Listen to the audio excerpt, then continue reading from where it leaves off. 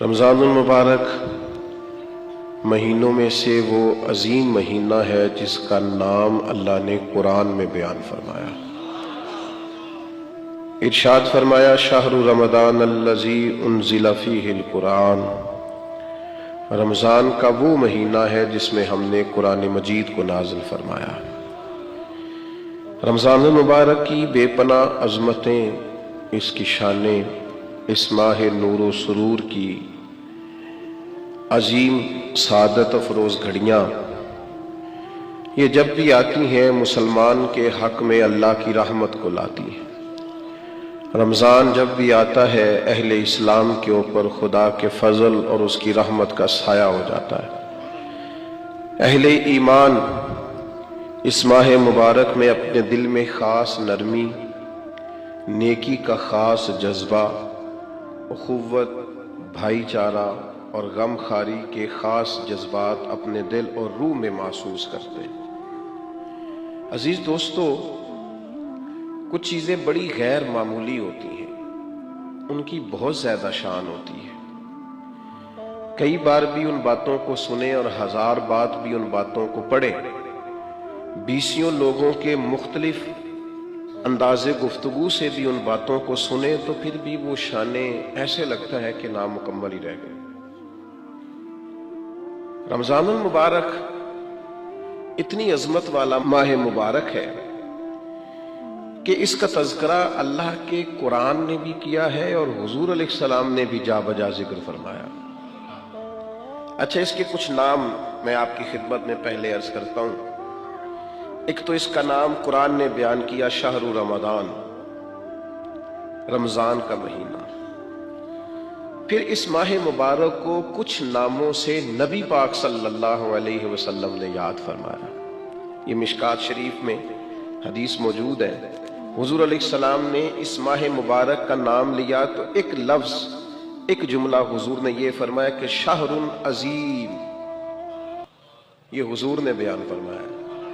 فرمایا عظمت والا مہینہ، عظیم مہینہ، یعنی کسی کو کوئی شخص کہتا ہے یہ عظیم عالم دین ہے، یہ عظیم حافظ قرآن ہے، یہ عظیم سماجی شخصیت ہے، یہ عظیم لیڈر ہے، اور جس کو حضور عظیم فرمائے، جس کو نبی کریم علیہ السلام کہیں، سرکار فرمائے، میرے نبی رحمت علیہ السلام فرمائے کہ ماہ مبارک جو رمضان ہے شہر عظیم، یہ بڑا عظیم مہینہ ہے۔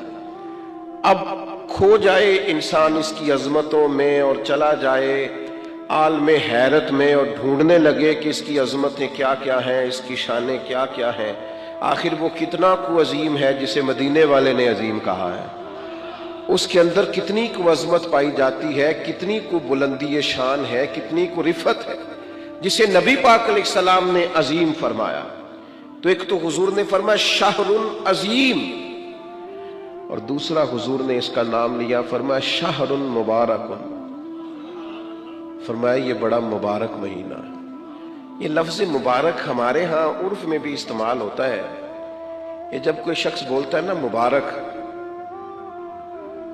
تو اس سے خوشخبریاں ذہن میں آتی ہیں، اس سے کامیابیاں ذہن میں آتی ہیں۔ جب کہا جاتا ہے آپ کو مبارک ہو، مبارکباد ہو، تو اس سے انسان کی حاشیہ خیال میں محسوس ہوتا ہے کہ کوئی عظیم انعام ملا ہے، کوئی عظیم رحمت عطا ہوئی ہے، کوئی منفرد سا، حسین سا، خوبصورت سا تحفہ ملا، کسی بہت بڑی کامیابی سے اللہ تعالیٰ نے ہمکنار فرمایا ہے، تو پھر کہتے ہیں مبارک ہو۔ تو نبی پاک نے رمضان المبارک کو فرمایا شہر مبارک، یہ مبارک مہینہ ہے، برکت والا مہینہ، یعنی اس کا ہر لمحہ ہی مبارک ہے۔ روزہ رکھیں تو پھر بھی مبارک ہے، افطار کریں تو پھر بھی مبارک ہے، رمضان المبارک کے اندر کسی کو روزہ افطار کرائیں تو پھر بھی مبارک ہے، اس ماہ نور و سرور کے اندر قرآن مجید تراویح میں سنائیں تو پھر بھی مبارک ہے، پیچھے ہو کے سنیں تو پھر بھی مبارک ہے۔ رب دے توفیق، اللہ کرے فضل، تو رمضان المبارک کے اندر اگر ملے توفیق بندہ بیت اللہ کی زیارت کرے تو بڑی مبارک ہے، اور اگر اللہ توفیق دے اور انسان یہ ماہ مبارک مدینہ منورہ میں گزارے تو پھر بڑی مبارک ہے۔ تو ہر ہر لمحہ مبارک ہے، ہر ہر گھڑی مبارک ہے، رمضان سارا ہی مبارک ہے۔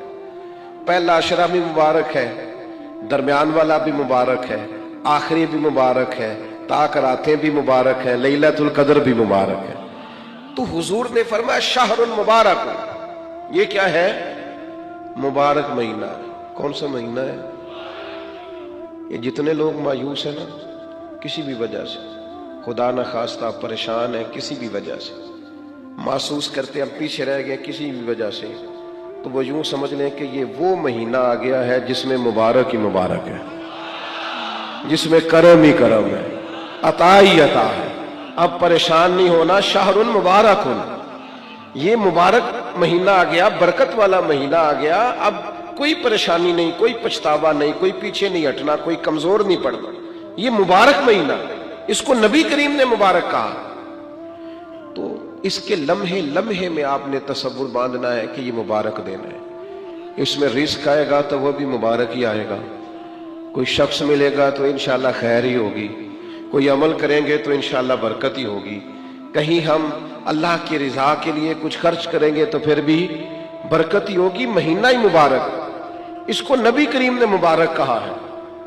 لہٰذا جو پریشان لوگ ہیں نا وہ یوں سمجھیں کہ رمضان کا چاند طلوع ہوتے ہی وقت ہی مبارک کا شروع ہو جائے گا، بیمار سمجھیں کہ شفا ہونے لگی ہے، مکروہ سمجھیں کہ رہائی ملنے لگی ہے، تنگ دست سمجھیں کہ وسعت آنے لگی۔ اور حدیث میں لفظ بھی ہیں، مشکات شریف میں یہ لفظ حدیث کے موجود ہیں۔ حضور فرماتے ہیں رمضان المبارک میں مومن کا رزق بڑھا دیا جاتا ہے، اس کے رزق میں برکت کر دی جاتی ہے، اللہ تعالیٰ اپنے فضل سے وسعت فرما دیتا ہے۔ تو میرے بھائی آپ توجہ فرمائیے گا، غور کیجئے گا اور سمجھ لیجئے گا اس بات کو کہ حضور نے اسے شہر عظیم بھی کہا، شہر مبارک بھی کہا۔ آگے بھی عرض کروں، نبی پاک نے اسے شہر الصبر بھی کہا، یہ صبر کا مہینہ ہے، اس میں صبر کرنا ہے، کھانے پینے سے بھی صبر کرنا ہے، نفسانی خواہشات سے بھی صبر کرنا ہے، غصہ آئے تو پھر بھی صبر کرنا ہے، کوئی تکلیف پہنچانا چاہے تو پھر بھی صبر کرنا ہے، کچھ جھگڑا کرنا چاہے تو پھر بھی صبر کی جزا جنت ہے۔ یہ ماہ مبارک، اچھا بڑی خوبصورت بات لکھی ہے حضرت حکیم الامت مفتی احمد یار خان صاحب نعیمی رحمۃ اللہ علیہ نے، فرماتے ہیں پچھلے 11 مہینے شکر کے ہیں، کھاؤ اور شکر کرو، رمضان مہینہ صبر کا ہے، سحری میں کھاؤ اور افطاری تک صبر کرو، یہ صبر کا مہینہ ہے۔ پہلے کھاؤ اور شکر کرو، جتنی دفعہ بھوک لگے کھاؤ اور شکر کرو، یہاں کھاؤ اور صبر کرو، یہ صبر کی ٹریننگ کا مہینہ ہے۔ تھوڑا سا ماحول میں نا بے صبری سی آ گئی ہے، لوگ بے چین رہنے لگ گئے ہیں، جلدی متاثر ہوتے ہیں اور پھر جلدی محبت کرتے ہیں، اور پھر اللہ نہ کرے جلدی ناراض بھی ہوتے ہیں اور جلدی نفرت بھی کرتے ہیں۔ لوگ بڑی جلدی کسی بات کے بارے میں فیصلہ کرتے ہیں، بڑی جلدی رائے دیتے ہیں، لوگ بڑی جلدی موافق ہوتے ہیں تو بڑی جلدی مخالف ہوتے ہیں، لوگ بڑی جلدی بدگمان ہوتے ہیں، صبر نہیں رہا، حوصلہ نہیں رہا۔ حالانکہ قرآن مجید میں 100 سے زیادہ مرتبہ کم و بیش صبر کا بیان ہے، صبر کا بیان، اور 500 کے قریب احادیث و آثار ہیں جن میں صبر کا ذکر ہے۔ مولا علی شیر خدا رضی اللہ تعالیٰ عنہ بیان کرتے ہیں، ان ساری احادیث کو اور آیات کو سامنے رکھ کے فرماتے ہیں میں یہ سمجھا ہوں کہ جس طرح جو جسم میں سر کا مقام ہے نا وہی دین میں صبر کا مقام ہے۔ تو صبر کرنا، انتظار کرنا، اللہ کی رضا کے لیے رکنا، کوئی کام کر کے پھر اس کے نتیجے کا انتظار کرنا، یہ قرآن مجید کی تعلیم ہے۔ باقی ساری نیکیوں پہ ثواب ملتا ہے، ان اللہ مع الصابرین، صبر کرنے والوں کو رب رحمان ملتا ہے۔ اللہ فرماتے ہیں میں ہوں صبر کرنے والوں کے ساتھ، ان کو رب رحمان کی معیت نصیب ہوتی۔ تو صبر کا مہینہ ہے رمضان، اس لیے جلد باز تبصرے بھی کم سے کم کیجئے گا، بدگمانی بھی کم سے کم کیجئے گا، تھوڑا صبر کر کے دیکھیں تو صحیح، ذرا ٹھہرے تو صحیح، نتیجہ آنے تو دیں۔ रिजल्ट निकलेगा।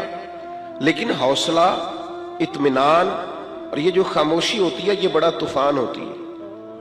ये चुप कर जाना, सब्र करना, बर्दाश्त करना, हौसला पैदा करना, यही इंसान के बड़ा होने की अलामत होती है। लेकिन अगर कोई शख्स छलके छोटी छोटी बात पे, जरा जरा सी बात पे तड़पे और छोटी छोटी बातों पे उसके हाथ पैर फूलने लग जाए और सांस उखड़ने लग जाए और जुबान खुश्क होने लग जाए और होंठों पे सिकरी आने लग जाए, तो इसका मतलब ये है कि ये शख्स माशरे में, सोसाइटी में कभी भी कोई बड़ा काम नहीं कर सकेगा। थोड़ा सा हौसला, थोड़ा सब्र, थोड़ा इत्मीनान।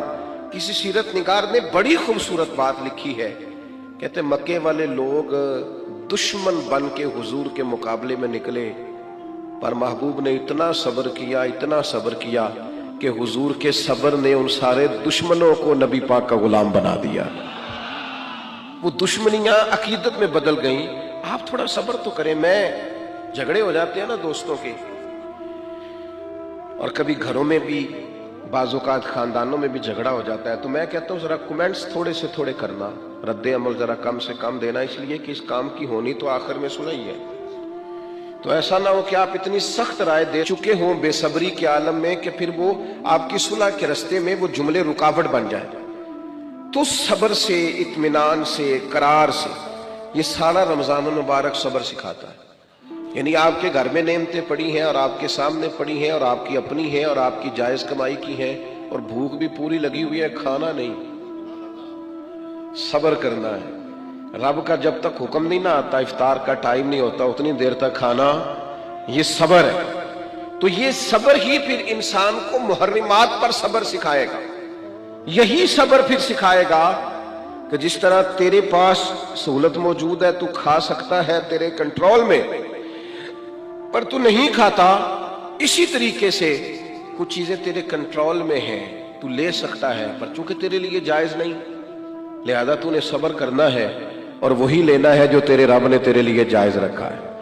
हराम की तरफ हाथ को बढ़ाना नहीं, नजर को ललचाना नहीं, कभी भी लुकमा हराम की तरफ नहीं बढ़ना, इसलिए कि अल्लाह ताला ने ये तेरे लिए मकाम सब्र रखा है। और इस मकाम सब्र को कभी भूलना, तो नबी पाक ने इसे शाहरुल अज़ीम भी कहा, इसे शाहरुल मुबारकुन भी कहा, शाहरुल सब्र भी कहा।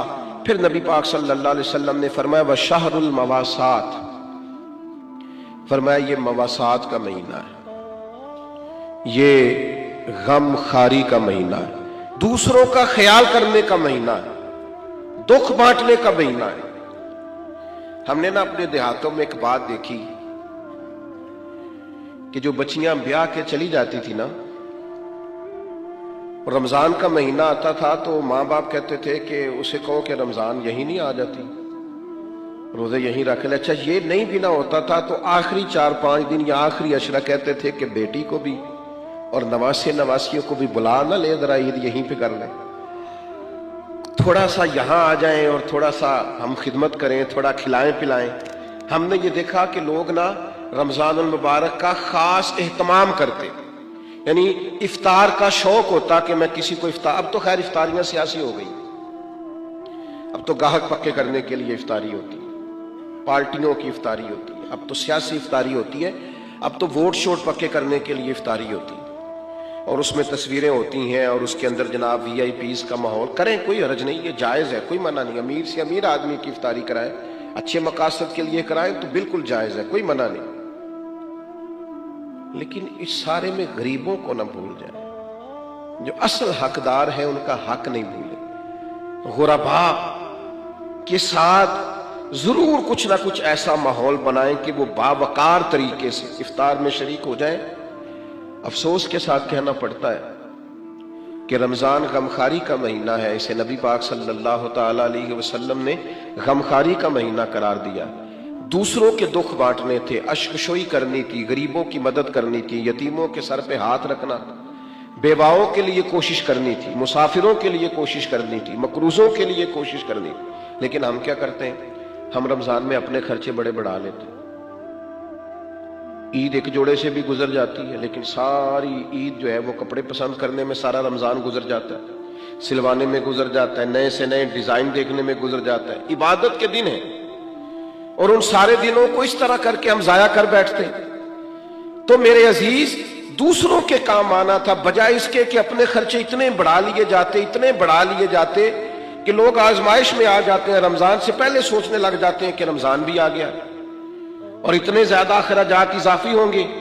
تو تھوڑا تھوڑا ان اخراجات سے چیزوں کو بچا کر کے، یعنی حضور علیہ السلام نے سخاوت کا طریقہ یہ بتایا تھا کہ 2 کا کھانا 3 کو پورا آ جائے، اور 3 کا کھانا 4 لوگ کھا لیں، اور 4 کا 5 لوگ کھا لیں. تو اپنے اسی دسترخوان میں سے آپ کچھ نکال کے اس شہر مواسات کے اندر، اس غمخاری کے مہینے کے اندر آپ دوسروں کی اشکشوئی کریں. ماہ رمضان المبارک غریب پروری میں گزاریں.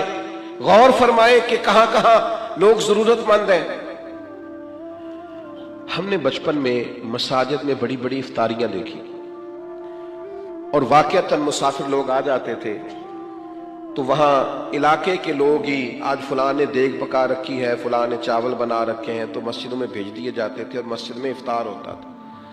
اور اگر مسافر نہیں بھی ہوتے تھے تو اس محلے، اس گاؤں کے، اس علاقے کے جو غربا ہوتے تھے وہ مسجد میں جمع ہو جاتے تھے اور افطار کر لیتے. لیکن اب آہستہ آہستہ چیزیں سکڑ گئیں، چیزیں سمٹ گئیں. ہمارے اپنے معاملات اتنے انفرادی سے ہو گئے ہیں، ہر آدمی کی ایک مخصوص سی پسند ہے، مخصوص سی چیزیں وہ کھاتا ہے، اس میں وہ اپنے آپ کو جینا اور اپنے آپ کو رکھنا بہتر جانتا ہے. وہ اٹھ کر اپنی ذات سے اوپر سوچنا گوارا ہی نہیں کرتا. میرے عزیز یہ غم خاری کا مہینہ ہے. کیا حسین لفظ ہے حدیث میں. صحابہ فرماتے جب رمضان آتا تو حضور قیدیوں کو آزاد کرتے، ہر سائل کو عطا کرتے، نبی پاک بانٹتے، دیتے، ہر ایک کو نوازتے. ہمارے ہاں لائنیں لگتی ہیں زکوٰۃ لینے والوں کی، اور جناب جو دینے والے ہیں وہ بگڑ جاتے ہیں، کہتے ہیں آپ 9 بجے ہی آگے، سونے بھی نہیں دیتے. اور پھر یہ کہ آپ وہ تو نہیں جو پہلے بھی آئے تھے، اور دوسرا یہ کہ آپ اگر ترتیب سے کھڑے نہیں ہوں گے تو میں بھگا دوں گا سب کو، کچھ بھی نہیں ملے گا. سچ بتانا جب اللہ نے ہمیں دیا تھا تو لائنوں میں لگا کے دیا تھا. سچ بتانا جب اس نے ہمیں دیا تھا تو یہ رویہ تھا. کسی درویش سے کسی نے کہا تھا میرا دل تو کرتا تھا اللہ کے رستے میں خیرات کروں پر کوئی مستحق نہیں ملتا.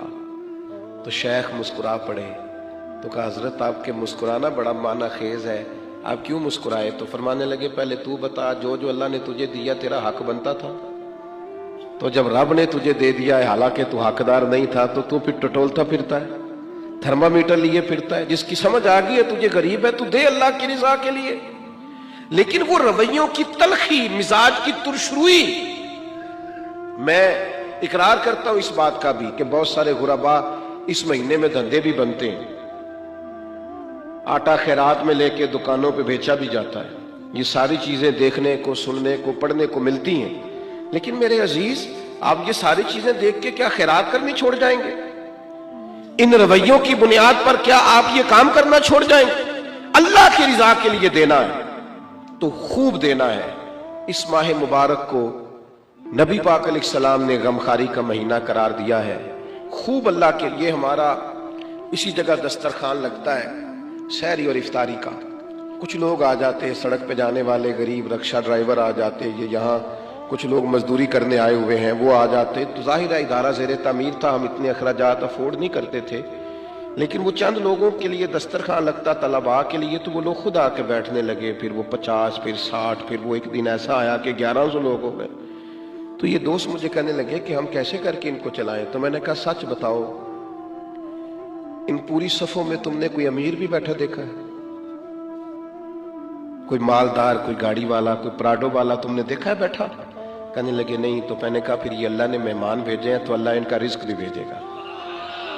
پھر تم اللہ کی رضا کے لیے ان کے لیے کچھ نہ کچھ پکا ڈالو.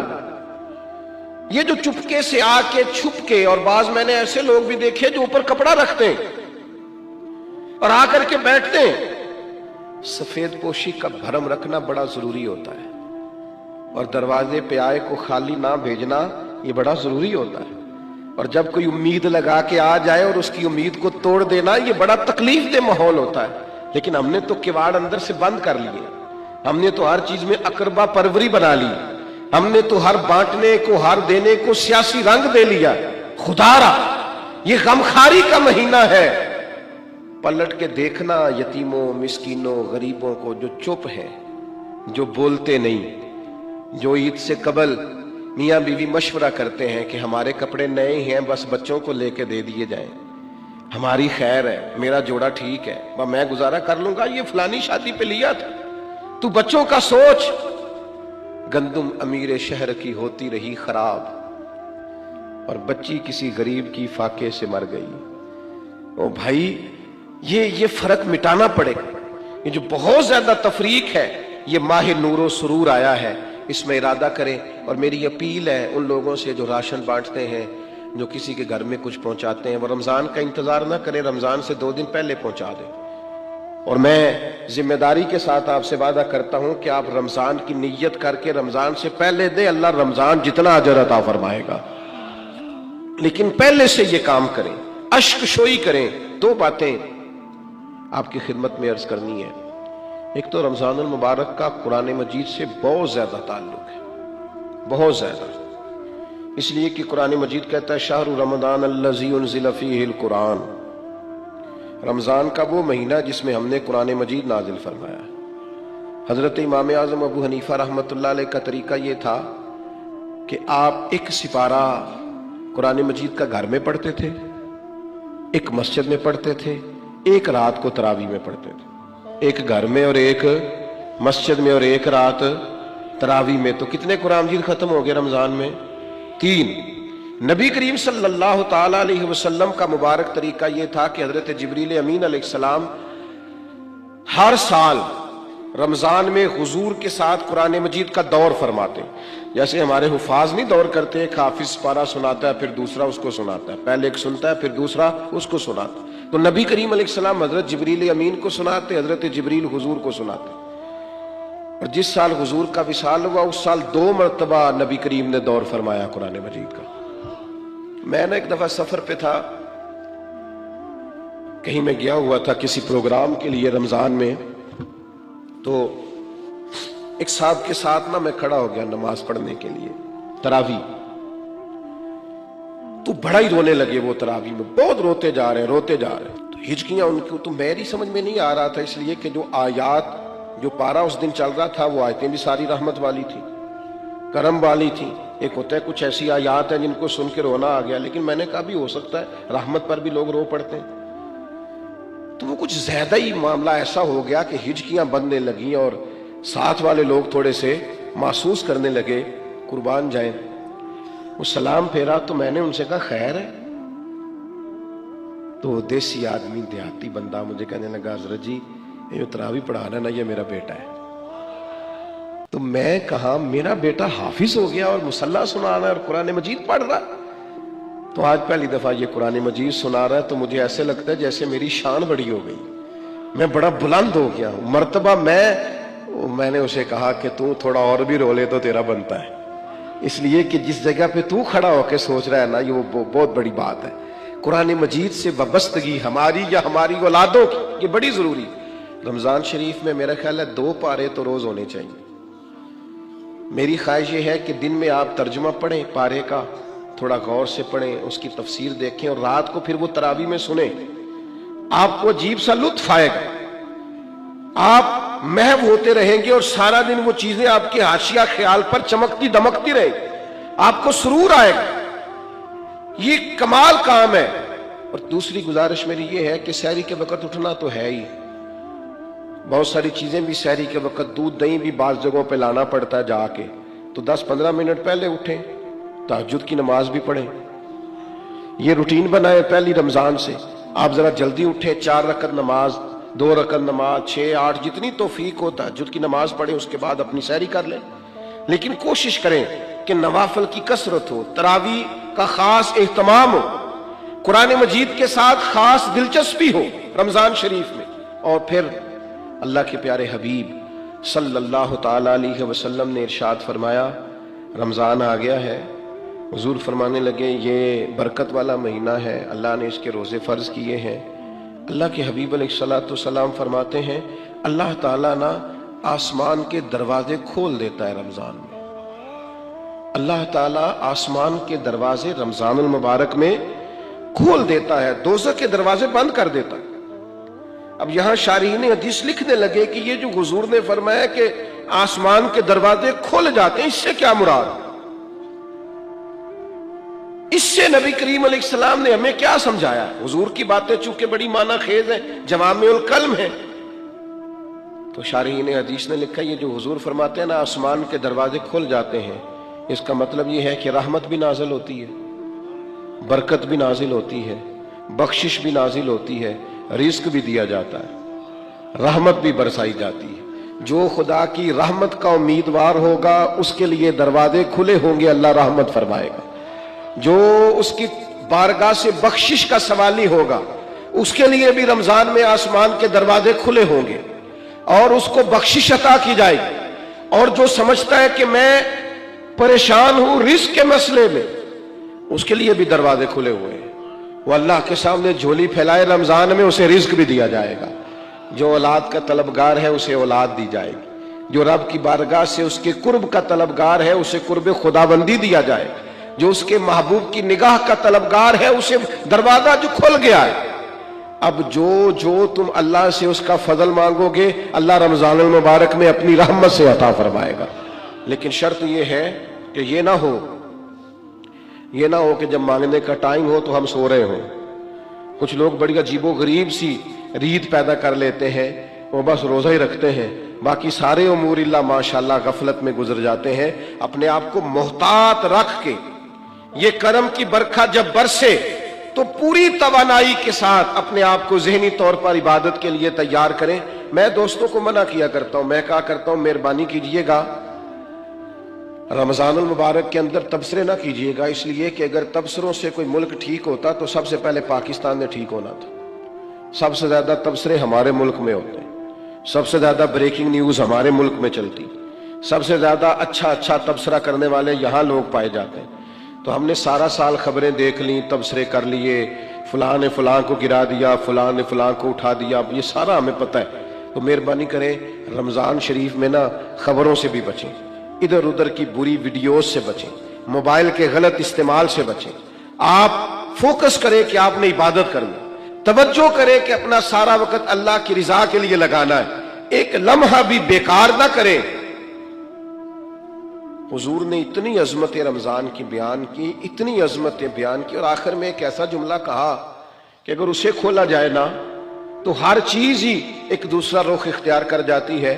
اللہ کے محبوب علیہ السلام رمضان کی ساری شانیں بیان کرنے کے بعد فرمانے لگے اگر تمہیں پتہ چل جائے نا کہ رمضان کی شان کیا ہے، یعنی اتنی شانیں بیان کرنے کے بعد بھی فرمایا اگر تمہیں پتہ چل جائے، تم اس گہرائی تک پہنچ جاؤ، تم وہ گہرائی پا جاؤ کہ آخر رمضان کی عظمت کتنی ہے۔ فرمایا اگر تمہیں پتہ چل جائے تو تمہارا دل کرے سارا سال رمضان ہی رہنا چاہیے، سارا سال رمضان ہی رہنا چاہیے۔ اور ایک جملہ حدیث کا کبھی نہیں بھولنا آپ نے، حضور فرماتے ہیں میرے پاس جبریل امین آئے اور انہوں نے آن کر کے عرض کی یا رسول اللہ، 3 باتیں ہیں حدیث میں لیکن ہمارے موضوع کی جو بات ہے بس اسی پر رہتے ہیں۔ حضرت جبریل عرض کرنے لگے یا رسول اللہ، برباد ہو جائے وہ شخص جس نے رمضان کا مہینہ پایا اور پھر اپنی بخشش نہ کرا سکا، محروم رہ گیا وہ آدمی جسے رمضان ملا، اس کی زندگی میں آیا اور وہ رمضان میں تندرست تھا، صحت یاب تھا، پھر رمضان کی برکات نہ سمیٹ سکا، وہ محروم رہ گیا اور وہ برباد ہو جائے، اس کی ناک خاک آلود ہو جائے۔ حضور فرماتے حضرت جبریل نے جب یہ کہا تو میں نے کہا آمین، یعنی اللہ کرے ایسا ہو جائے، واقعی اس کی ناک خاک آلود ہو جائے کہ رمضان بھی ملا تھا، اس کی زندگی میں آیا تھا، اللہ تعالیٰ نے عافیت دی تھی، اعصاب اور قوا مضبوط تھے، لیکن پھر بھی اپنی بخشش کا سامان نہیں کر سکا، اس کی ناک خاک آلود ہو جائے۔ کیا سارا 11 مہینے کاروباری کرتے ہیں، نئی کاروباری پالیسیاں نہ بنائے رمضان میں کہ میں کون سا بزنس کروں۔ ہمارے ایک دوست اکثر کہا کرتے ہیں کہ لوگ رمضان میں چیزیں مہنگی کر دیتے ہیں، بلکہ اب تو پالیسی زیادہ بہتر ہو گئی ہے، چونکہ حکومت نے کچھ نہ کچھ سستی کرنی ہوتی ہے تو وہ رمضان سے پہلے 2 مہینے مہنگی کر لیتے ہیں تاکہ رمضان آئے تو ہمیں کہنا پڑ جائے کہ دیکھو ہم نے یہ 10 روپے سستی کر دی ہے، چونکہ اس سے پہلے جو مہنگی بڑی کر لی تھی۔ تو یہ دھوکہ کس کو دے رہے ہیں؟ کس کو دے رہے ہیں؟ وما یخدعون الا انفسہم، اللہ کہتا ہے کچھ دھوکے تم صرف اپنے آپ کو دیتے ہو، کسی اور کو نہیں دیتے۔ رمضان کی سعادت افروز گھڑیاں ہیں، رمضان المبارک کی بخت سنوارنے والی گھڑیاں ہیں، رمضان کی نصیب چمکانے والی گھڑیاں ہیں، رب کو راضی کرنے والی گھڑیاں ہیں۔ رمضان کی وہ گھڑیاں ہیں جس میں جو آدمی سمجھتا ہے میں بڑا پیچھے رہ گیا ہوں، وہ بھی آگے بڑھے، اللہ کی رحمت پا لے، اور وہ بھی دوڑ کر کے زندگی کے سفر میں آگے نکل جائے، اللہ کی رحمت اسے ملے گی۔ لیکن خبردار، ایک لمحہ بھی ضائع نہ کرنا، بیکار نہ کرنا، فضول ابحاث، فضول بحثیں، فضول کا موبائل، فضول کی گفتگو، فضول کا لیت و لالا، اپنے آپ کو بچائیں اور ذہنی طور پر اپنے آپ کو تیار کریں کہ انشاءاللہ روزے بھی پورے رکھنے ہیں، تراویح بھی وقت پہ پڑھنی ہے، تہجد کی نماز بھی رات کو پڑھنی ہے اللہ کے فضل سے، غریب کی مدد بھی کرنی ہے، جس حد تک ہو سکا میں نے دوسروں کے لیے خیر بھی جمع کرنی ہے، جد و جہد کا مزاج بھی پیدا کرنا ہے۔ یہ ضرور اپنی طبیعت کے اندر چیزوں کو پیدا کریں۔